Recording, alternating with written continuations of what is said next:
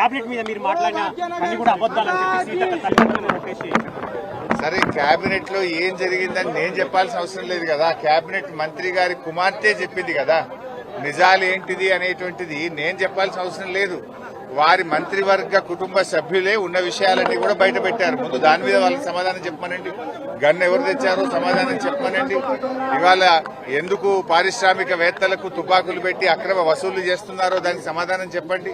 Endowment land విషయంలో ఆవిడ చేసిన ఆరోపణల మీద ఒక సిట్ వేయండి, లేదా ఒక జ్యుడిషియల్ ఎంక్వైరీ కమిషన్ వేసి మా న్యాయం మీద వాస్తవాలు బయటకు తెచ్చే ప్రయత్నం చేయండి.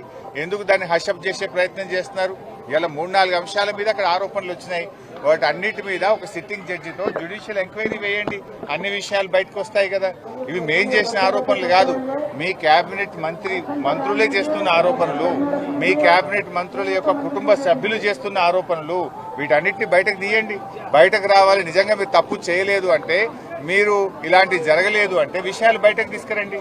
తప్పు చేయకపోతే పోలీసులు మంత్రి గారి ఇంటికి ఎందుకు పోయారు? తప్పు చేయకపోతే మంత్రి గారి కుమార్తె ముఖ్యమంత్రి సన్నిహితులే సెటిల్మెంట్ చేశారని చేసే ఆరోపణ మీద ప్రభుత్వం ఎందుకు సమాధానం చెప్తలేదు? ఇలా హైదరాబాద్ గుండా రాజ్యంగా మార్చారు. ఒకప్పుడు బీఆర్ఎస్ ప్రభుత్వము పెట్టుబడులకు స్వర్గధామంగా మారుస్తే మీరు గన్ కల్చర్లు పెట్టి పెట్టుబడిదారుల దగ్గర అక్రమ వసూళ్లు చేసి వాటాల్లో పంచుకోవడంలో తేడాలు వచ్చి మీరు తన్నుక చేస్తున్నారు. ఇలా పాలన చేస్తున్నారా? వాటాలు పంచుకోవడం కోసం మీలో మీరు తన్నుక చేస్తున్నారా? ప్రజలు బాధపడుతున్నారు, ప్రజలు ఆలోచిస్తున్నారు. బీఆర్ఎస్ హయాంలో రెడ్ కార్పెట్ వేసి పెట్టుబడిదారులను ఆహ్వానించింది బీఆర్ఎస్. కానీ ఈ రోజు మీరేం చేస్తున్నారు?